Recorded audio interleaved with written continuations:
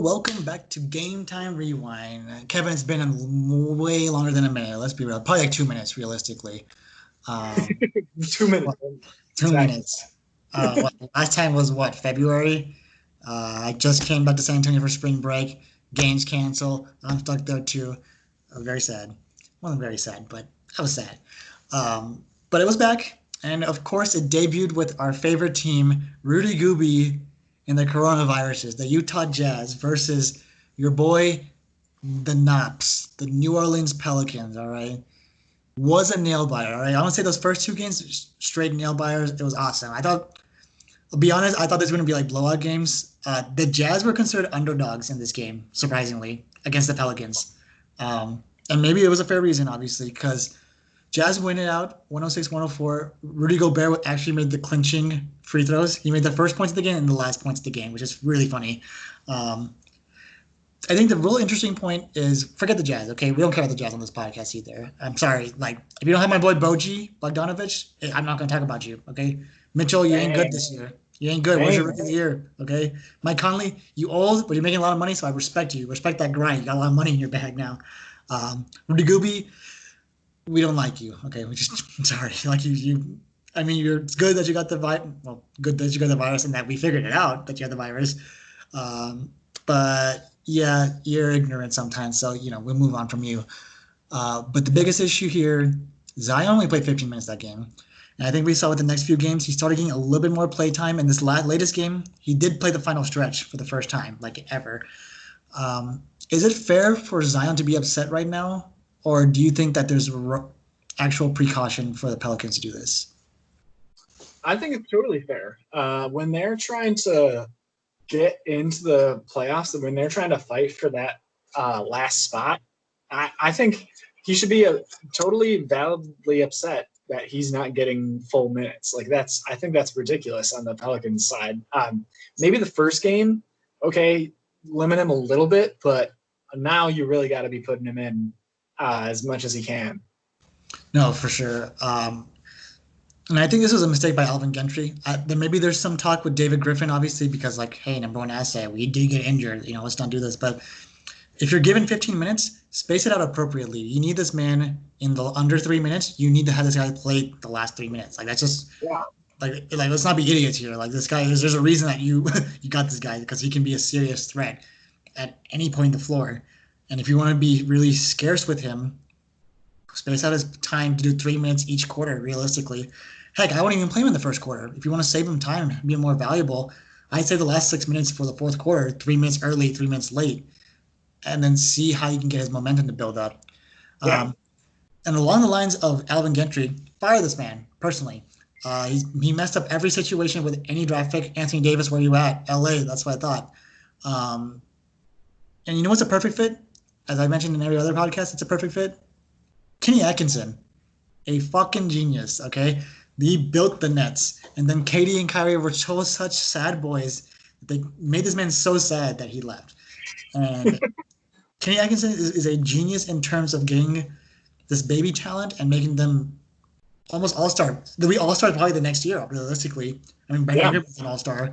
And to be honest, I'll jump to that later, but I think even along the lines of Kenny Atkinson, maybe Becky Hammon, maybe it's her time to finally get their showcase to really be a good coach. I mean, she did coach her first game, but she's the first woman to ever do this, so that was awesome on her end. I think Pop's been grooming her for a while to actually be like a real head coach, and I think once she's learned from the GOAT, Pop, so she's going to be really, really good, I think, once she actually gets into it. Okay, so you confirmed that Phil Jackson is not the GOAT then. Cool. Got it. Current GOAT, let's say. That's fair. Along these lines, so the Jazz played really well. I'll give them this. All right, 6 players in double digits. And they combined for 102 of the 106 points, which is nuts. Like, this Jazz team is usually not that good for that, but, everyone was just scoring. Like, everyone's just balling out. And I think that's everyone in, these past 3 weeks. Not 3 weeks, 1 week. Just every team has been balling out, which is nuts. For the Pelicans, it was the opposite, though. The starting 5 plus minus was hella negative. I think on average, it was a minus 15 on the court with each other. Zion had a minus 17 or something like that. It was, really disappointing on his end. But on the other end, the bench was had a really large like plus minus. Like it was like Yeah. 20. JJ Redick had like a plus 21, which is maddening because he doesn't play defense either. So he just shoots threes at this point in the corner. But hey, along those lines, should this lineup change for the Pelicans? I don't know.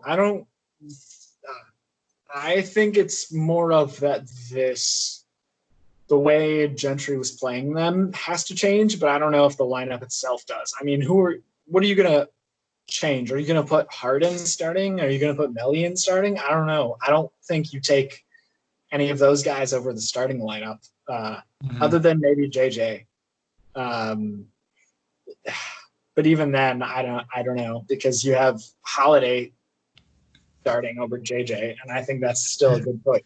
So I think Gentry needs to figure out how to best use these players, because they're all good players, but they're clearly not getting good rotations and getting in rotations that mesh. Like something's not going right here.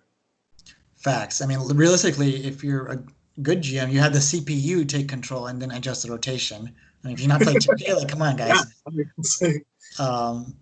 It was funny because I was teaching my cousin's daughters how to play 2K, and they're like, I always wanted to play this. And I was like, you don't watch any basketball. Why did you always want to play 2K? And I was like, whatever. Hey, someone said they want to play 2K, like, I'm on it. Like, we'll get on it, like, ASAP. I think we can both agree on this, that the Pelicans-Lakers trade, I think the Lakers won, obviously, because they went from not making the playoffs to the number 1 seed in the West, and that was phenomenal. Because realistically, looking at their roster, LeBron, AD, and then it starts degrading, like, obviously. We have good talent, and I think good talent in terms of this works somehow, like in terms of a Dwight Howard, we reborn, honestly. Kyle Kuzma shooting. Have you seen Kyle Kuzma shooting threes? He killed it game 1. That was nuts. We'll talk about that. But for me, I think from that trade for the Pelicans, I think the shocking one was Brandon Ingram, right? I think we thought he was not going to be anything, and he's been playing lights out. For me, Lonzo Ball has been the most disappointing, and he might be the most disappointing ball brother to ever live at this point, because he's not living up to the hype.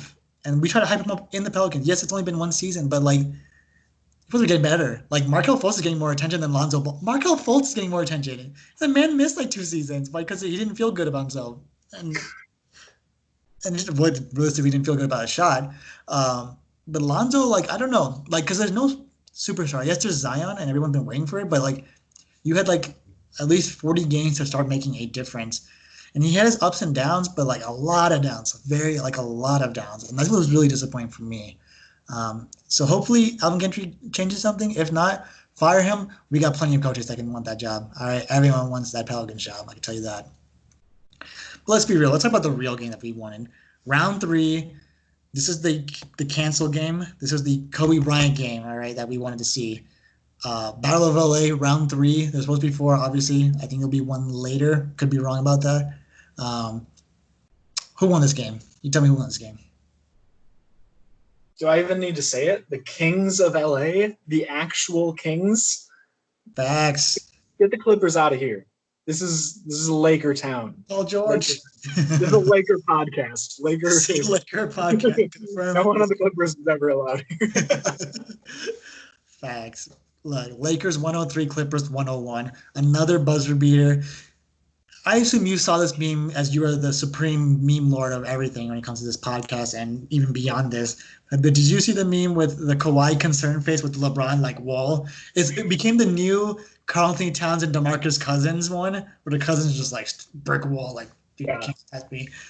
Dude, I've never seen. It was weird because LeBron had a horrible offensive game, not horrible, but like 16 points. Like, it wasn't like that great from an offensive standpoint. But the defense, he actually showed up. He shut down Paul George, and then on the next one, Kawhi misses. It was great. Oh, Paul George misses too. It was awesome. Obviously, the Clippers didn't have Uncle Lou because of chicken wing issues, and Harold was out as well. For that game, though, PG and Kawhi, 60 points, like, that's nuts. But, I mean, we shouldn't expect anything less, right? Like, hey, you're going to LA, you better show up.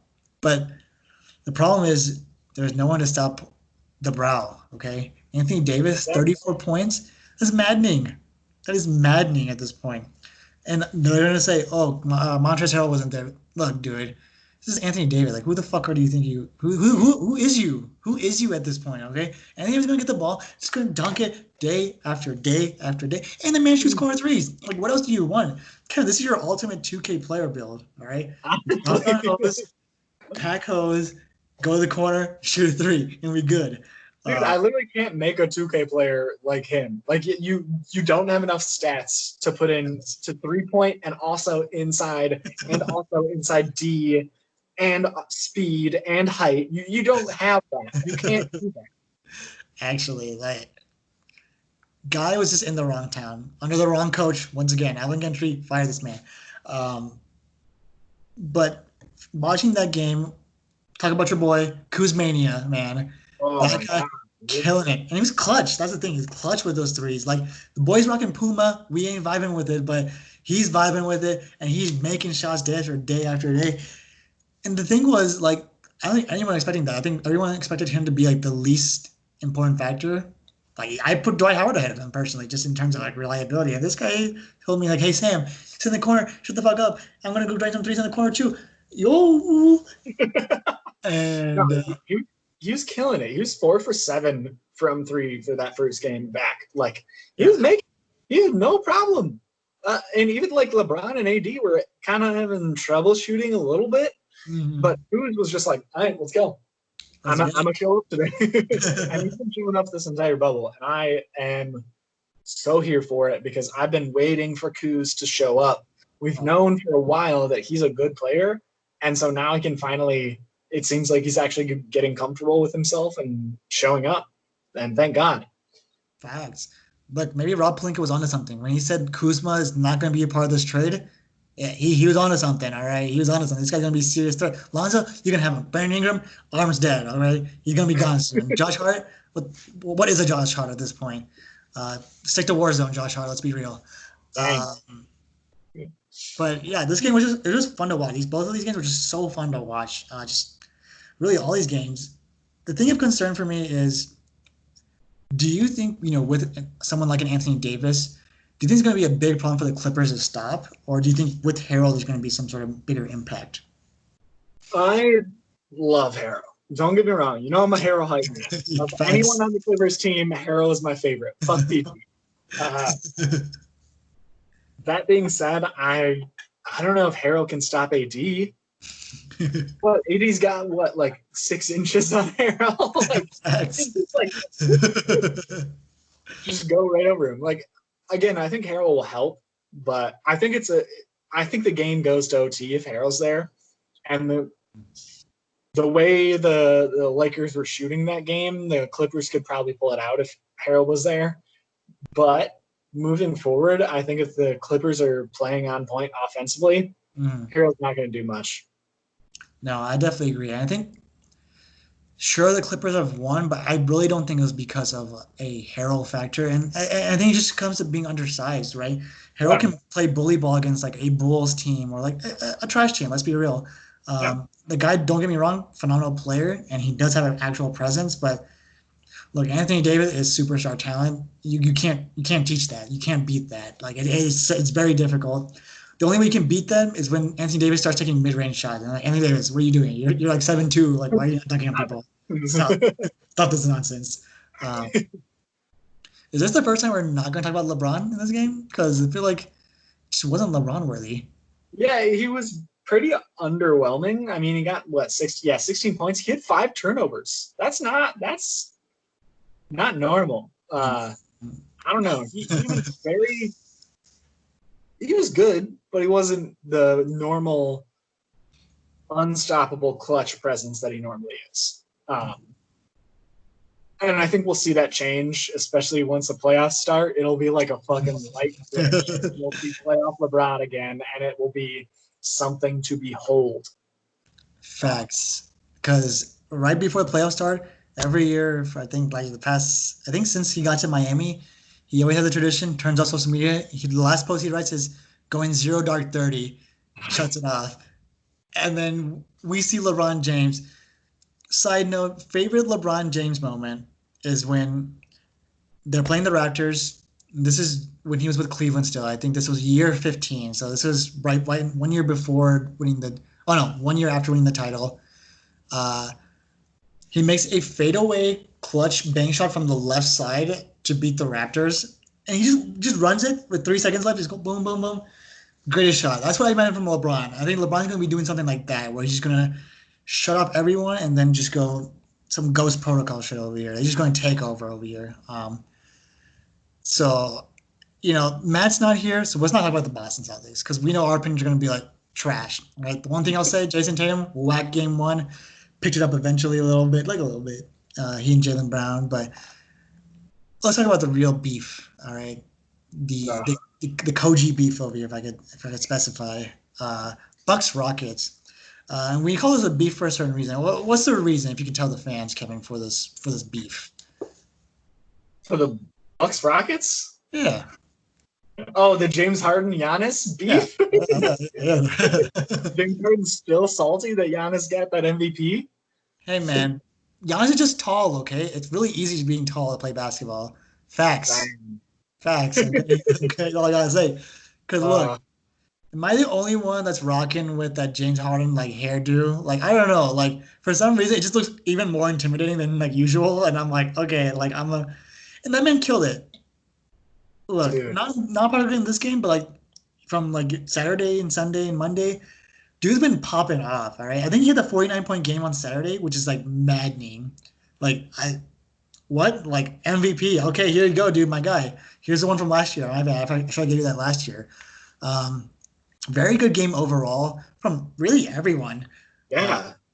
The score was 116-120 Rockets. And I'm pretty sure the Bucks were up by 10 entering the fourth, and they lost that. But it was your boy this time, all right? Your boy, R Dubs, Russell Westbrook, 31, 6, and 8, man. Please tell me about his game. What we love him from. He is firing on all cylinders in every sense of his play. Like he is unstoppable. He can drive up to the lane. He can pull it for those mid-range shots. He can do everything. He is unstoppable, and he's just adds such even more of an offensive threat to that Rockets team that is terrifying if you're any other team. Like, how do the Bucks or any team honestly stop that? Stop when you have James Harden from outside of the three, and then you have Russell Westbrook inside. That's just like a guaranteed score every time. You just got to hope to outscore them or hope that they don't shoot their threes. Which kind of segue, Mike D'Antoni, he must be having the time of his life right now. The Rockets shot 61 threes that game. 61. They only shot 31 twos. Almost 2 times as much. That's insane. That's stupid. You don't do that. You don't do that in basketball. Look, man. It worked. They only made about 35% of their threes, but that's 35% of 61. So that's 21 threes for 63 points. Stupid. Half of their points came from threes. That's it was Mike D'Antoni's dream come true. And I think we're going to keep seeing that. And if they can make even 30% of their threes or a third of their threes, I don't know how they're going to get stopped. Like, it's stupid. For sure, right? It goes down to Daryl Morey's system just in terms of, like, why keep shooting mid-range two when you can just take a step back and shoot a three and get one more point? And that's what D'Antoni is for, right? And we all know D'Antoni is the greatest offensive genius in I would say, basketball history. Like, I don't want to say Phil Jackson because Phil Jackson was a little old school, but Mike D'Antoni perfected the pick and roll, which is the most orthodox game of basketball. He perfected that too. I don't even know what the word is, but he perfected it like a god. He did it with Amari Stoudemire and Nash, and that was unstoppable. Like, not even my Spurs defensive team could have beat that. And now he's doing it with James Harden, who has also the finesse to cross over, take some double Euro steps, and then travel up too. And you have Russell Westbrook now, who's just a juggernaut when it comes to driving into the paint. Like, I know we were talking about this like right before the podcast started, but like our love for Russell Westbrook, I think, has completely changed. We did a project on triple doubles and how irrelevant they were to us. And with Russell Westbrook, you were so irrelevant. Like it just didn't really matter. You just got double doubles, but Yeah. totally changed his game. And I think we both can agree that we appreciate this man way more for what he can do because he's a dying breed, honestly. Because no one wants to like risk their body or like catch a body, going up. Like Yeah. Jaw's probably the next one. I think that's why Russ and Jaw are like they vibe with each other because we see Jaw going up, like he's catching a body. He almost killed Yeah. Kevin twice. Okay, Kevin Love's probably like, yo, I should have been dead. Like let's be real. Like, um, but yeah, this Russell Westbrook James Harden thing, I think could do real serious damage. Like everyone's been calling out since day one. Everyone called out the James Harden Chris Paul thing, and I'm like, there's no way this team is gonna work. And Yeah. it worked. All right, it worked for at least the 2-3 years. Then they had some tension, so then whatever. But Russell Westbrook, James Harden were meant to be together. They were with the Thunder. They're back together.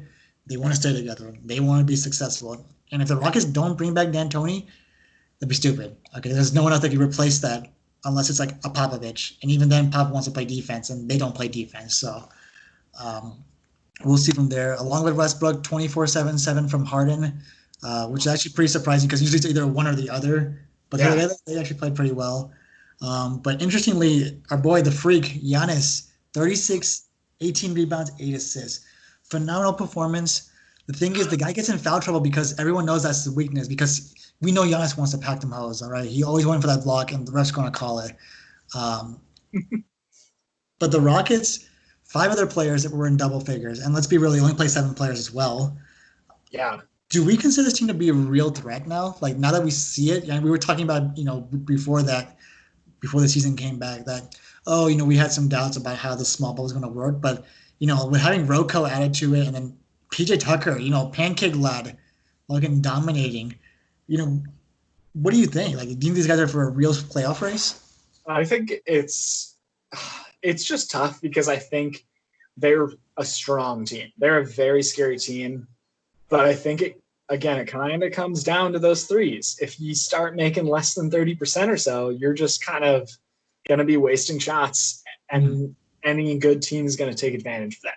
But if they shoot on point, or even like 30%, which isn't that great, that's okay from 3. But if they can shoot that, I don't know how you stop that. And that's a scary, scary threat going into the playoffs with Harden, again, Harden from 3, Russ down low, and a surprisingly okay defensive team. I am impressed with their defense so far. For sure. Again, like we said, Giannis, Middleton, and Lopez did well this game, but everyone else on the Bucks, not any offensive production, really. Mm-hmm.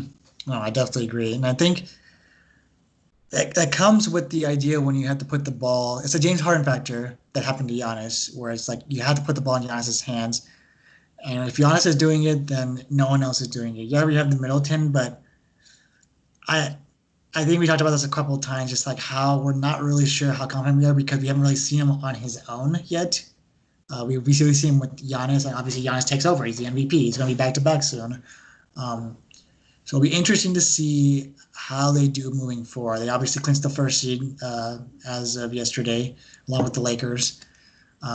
James Harden had some interesting comments post-game about a reporter asking, like, how did you go about guarding Giannis? And James Harden just responds, no comment. Is it just salt, or do you think this is like some real beef going on, or do you think like Pusha T Drake going on, or what are we feeling here? I don't think it's real drama. I think he's more just like he's just done talking about it, and he's like, I proved myself. I played defense. I did well offensively. I played out of my mind. I don't want to answer your dumb question about this shit. I think I proved myself time and time again. And I think he's right. I think he shouldn't have to answer those dumb questions. Like, he did prove himself. No, that's true. True. Look, I'm going to be the guy that keeps saying it. As much as I love Giannis, I get why he got MVP, but stats-wise, James Harden should have won MVP. Like, that guy literally carried a team. And I'm saying that because he did not have support. Like, Chris Paul was injured half the season, and then your next best player is what? Like, Clint Capella. Don't get me wrong, I love Clint Capella, but from an offensive standpoint, I don't really trust Clint Capella. And next you have PJ Tucker, who I love PJ Tucker, but they're not offensive generators, right? It really relies on James Harden and then hopefully some corner threes, for this Rockets team. But now they actually built some interesting team with Rocco joined the squad, and obviously Russell. These guys can do serious damage now. It's scary because before everything, all offense used to just run through James Harden, and then he does his crossover shimmy, takes a step back three, and now it's becoming predictable. So people are trying to guard that. If you have Russell, you can't guard Russell. Like I'm sorry, the only way they stop Russell, make him shoot a three, make him shoot a jump shot. But if Russell gets in the paint, you lose. Okay, it's a 10 billion% fact that if Russell Westbrook gets in the paint, you will lose. You will quit. You'll bury you into a grave. Okay, Russell Westbrook is out to catch bodies and murder people. Not actual murder. Like don't call police. Like I'm just saying. Like free this man. But I think I go along the lines about like maybe James Harden's using it as fuel, like kind of like with the Jordan thing. How he just like makes up this thing just so that he can like boost his like ego to like ball out. I don't really see that as James Harden's thing, but look, James Harden got some new hair. He's out for blood. Okay, you don't do that. You don't change your hair unless you're ready to do damage.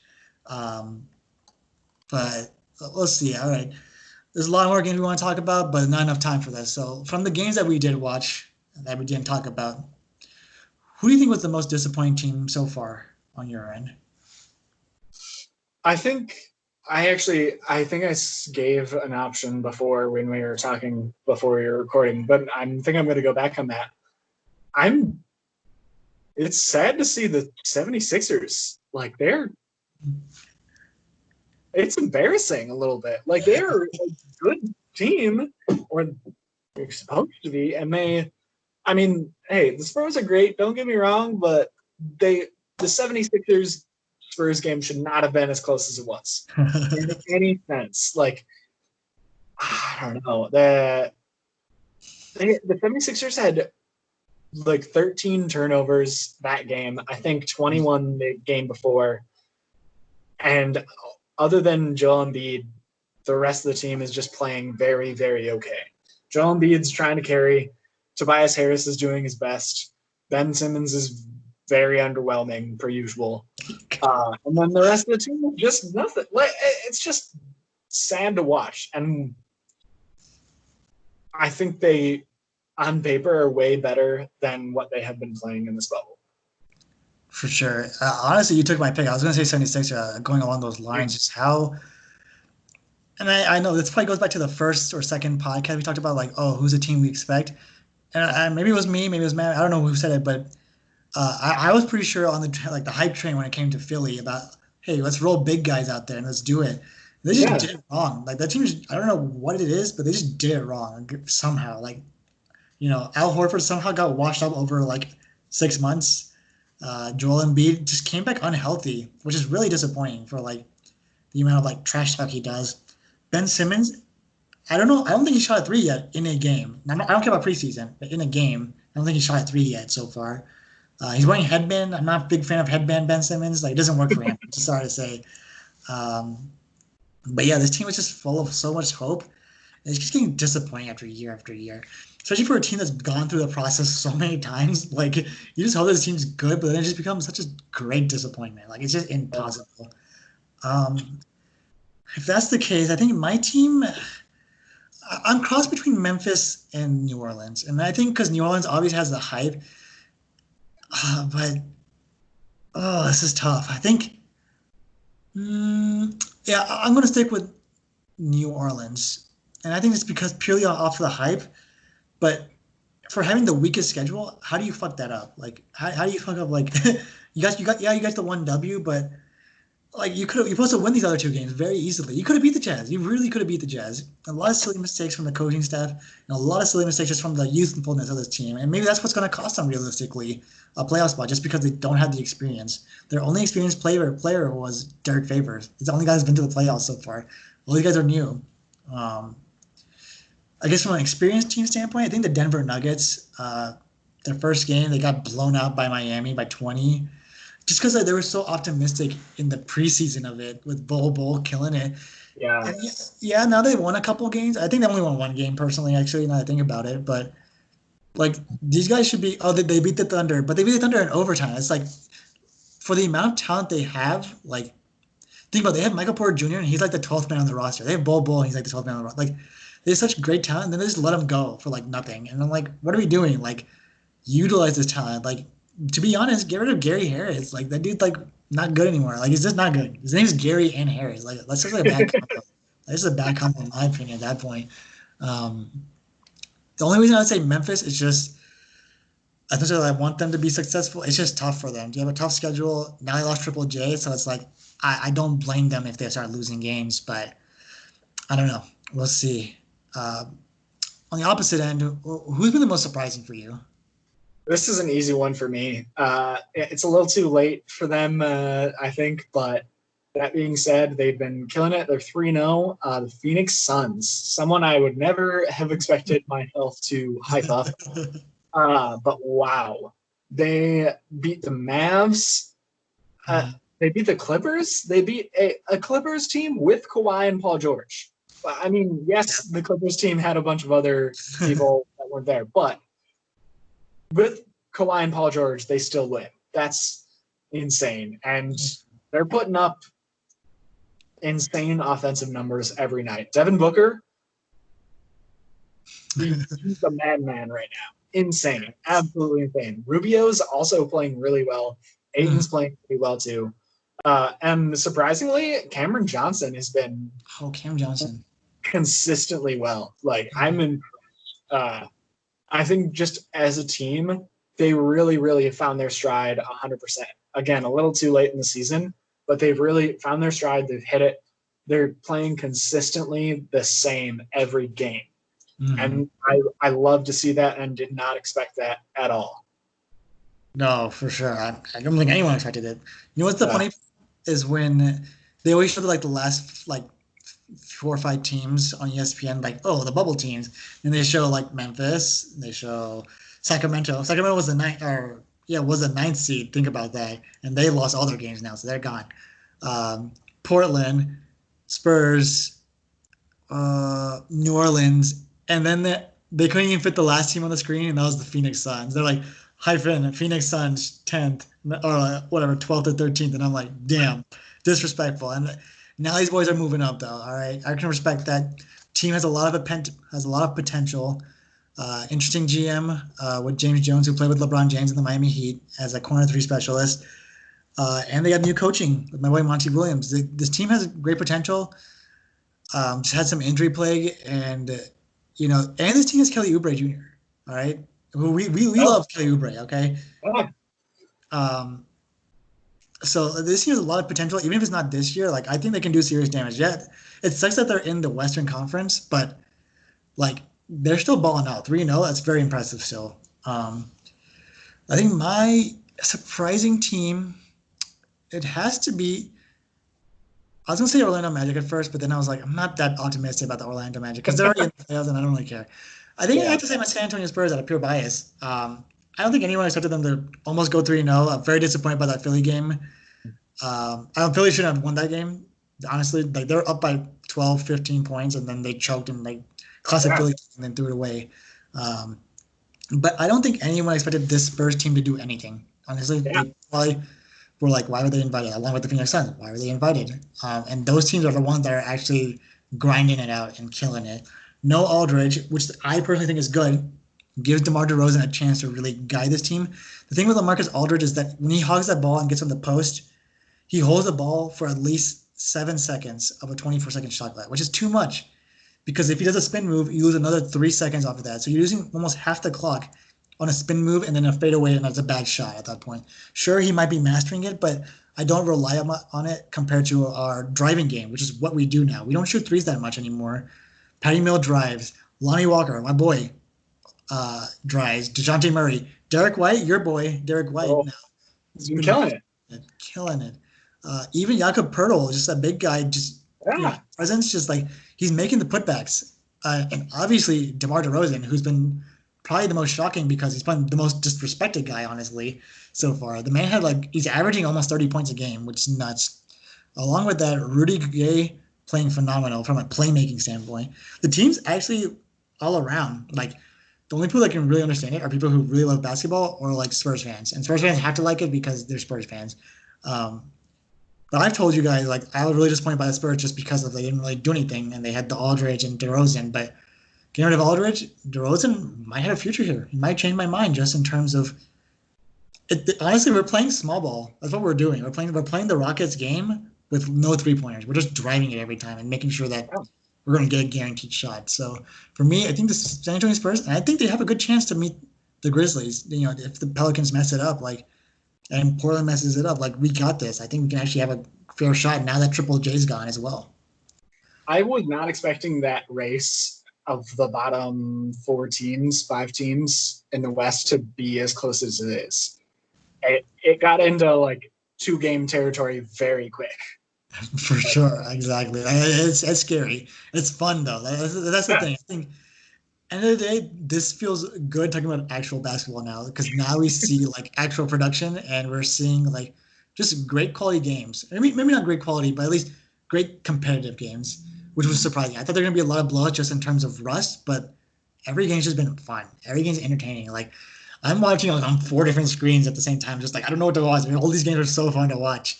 But I can speak on all three of us and probably all of the basketball world that we're glad it's back and we are rooting that it stays back for this season, next season, and keep moving it forward.